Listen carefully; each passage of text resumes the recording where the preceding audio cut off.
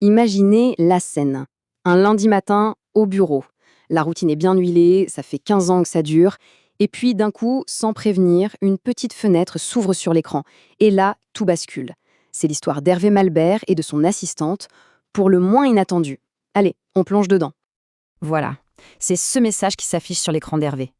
Une simple phrase qui vient briser 15 ans de tranquillité. Et là, évidemment, c'est la confusion totale. Une nouvelle recrue, une stagiaire qui bosse à distance, personne n'est au courant. Cette phrase, l'air de rien, c'est le début d'une remise en question professionnelle immense. La question est sur toutes les lèvres dans le service. Qui est cette Isabelle Armand? Hervé mène sa petite enquête, il demande à ses collègues, mais rien. Le mystère s'épaissit. Parce que cette Isabelle, elle semble déjà tout savoir sur ses dossiers, ses mails en retard, elle est partout, mais physiquement, elle n'est nulle part. Et voilà la révélation. C'est un jeu de mots en fait, un jeu de mots brillant et en même temps un peu terrifiant. Le nom, ce n'est pas un hasard, IA pour Isabelle Armand, mais aussi IA pour intelligence artificielle. Son assistante n'est pas humaine, c'est un algorithme. Et pour Hervé, la surprise laisse vite place à une sacrée inquiétude. Bon, après une réunion de la direction super vague qui n'a rassuré personne, le sentiment de menace chez Hervé se transforme en véritable plan d'action. C'est décidé, il ne va pas collaborer. Non, il va se battre. Sa nouvelle mission, prouver que cette machine est une erreur, qu'elle est bourrée de défauts. La guerre est déclarée. Et la première bataille est stupéfiante. Hervé confie à l'IA un dossier hyper complexe, un truc qui lui aurait pris 2 journées entières de travail. Isabelle Armand, elle, le termine en 1 heure. Une seule heure. Pour Hervé, cette efficacité, ce n'est pas du tout rassurant, c'est carrément effrayant.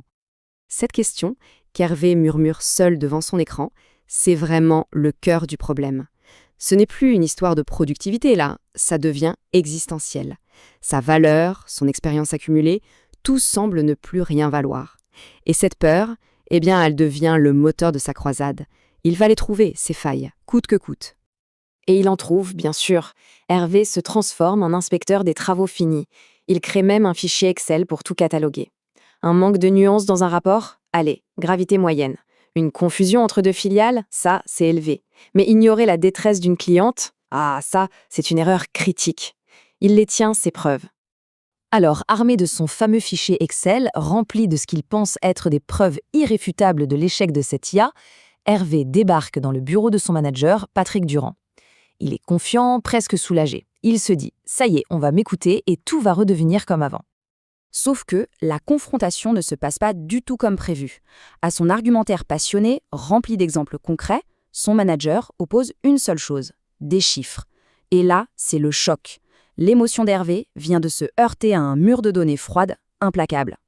Et voilà le chiffre qui fait tout basculer. Le taux d'erreur moyen de l'équipe humaine, c'est 6,2%. Celui de l'IA, 4,7%. Alors oui, en valeur absolue, l'IA fait plus d'erreurs, mais c'est normal, elle traite 6 fois plus de dossiers. Proportionnellement, elle est donc plus fiable que les humains qu'elle est censée aider. Et c'est là que son manager prononce la phrase clé. Il ne s'agit pas de compétition, mais de complémentarité. Le rôle d'Hervé, ce n'est plus de faire la même chose que l'IA, mais de fournir justement ce qui lui manque cruellement. Ce n'est pas un remplacement, c'est une redéfinition totale de son job. Hervé quitte le bureau ce soir-là complètement KO. Le week-end est un supplice, une spirale d'anxiété. Il repense à toute sa carrière, au crédit de la maison, à l'avenir. Il a l'impression que ses 15 années d'expérience viennent de partir en fumée, réduites à néant. Cette phrase, qu'il lâche, désespéré, résume tout. Le sentiment d'être déclassé, d'être réduit à une simple fonction de correcteur, de nettoyeur des bavures d'une machine.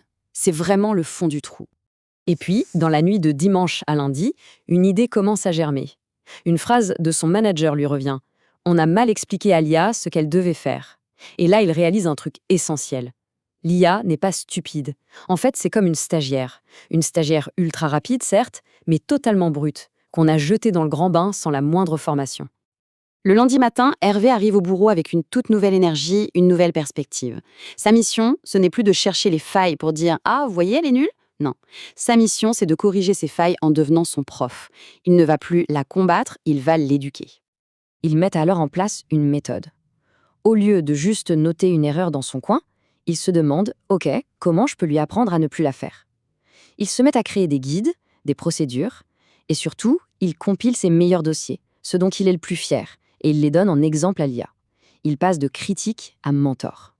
Et c'est là qu'il se passe un truc complètement inattendu. Pour la première fois en 15 ans de carrière, Hervé est obligé de mettre des mots sur son savoir-faire, d'expliquer ses intuitions, de formaliser ce qui pour lui était juste évident. En fait, en enseignant à la machine, il prend enfin conscience de la profondeur de sa propre expertise. Fort de cette nouvelle vision, il va voir son chef et lui propose une toute nouvelle organisation. L'IA s'occupe de toutes les tâches standards, le volume, la routine. Et lui, il se concentre sur les missions à haute valeur ajoutée.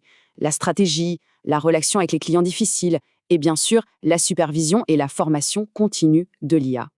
Et cette proposition audacieuse, elle n'est pas tombée dans l'oreille d'un sourd. Au contraire, elle débouche sur une transformation complète de son rôle et par la même occasion de l'efficacité de toute l'équipe. Hervé n'est plus un simple exécutant, il est devenu un pilote, un stratège.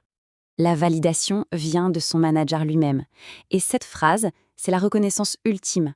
En acceptant de travailler avec l'outil pour le rendre meilleur, Hervé n'a pas seulement sauvé son poste, il l'a transcendé. Il est devenu plus précieux que jamais pour son entreprise. Et les chiffres, eux, sont sans appel. En seulement 3 mois, la productivité a plus que triplé. La satisfaction des clients a grimpé de 12%. Et le taux d'erreur global de l'équipe a été divisé par 2. C'est une réussite spectaculaire sur absolument tous les plans. Mais l'histoire ne s'arrête pas là. 1 an plus tard, Hervé n'est plus juste le manager de son IA perso. Non, il est devenu l'expert interne de la boîte. C'est lui qui forme les autres services à adopter cette nouvelle façon de travailler. Il est passé de victime potentielle à leader de la transformation. Voilà, c'est la synthèse parfaite de son parcours, la leçon qu'il transmet aujourd'hui à tout le monde. L'IA a agi comme un miroir, un révélateur. Elle l'a forcé à identifier et à se concentrer sur les compétences purement humaines, celles que la machine, au fond, ne pourra jamais vraiment imiter. Et tout ça, ça amène forcément à une dernière question. Le parcours d'Hervé, il nous pousse à nous interroger. Si un outil d'IA venait à automatiser toutes nos tâches répétitives, qu'est-ce qu'il resterait? Quelle serait cette fameuse valeur ajoutée, cette expertise unique et profondément humaine que la machine nous forcerait à enfin reconnaître et à développer?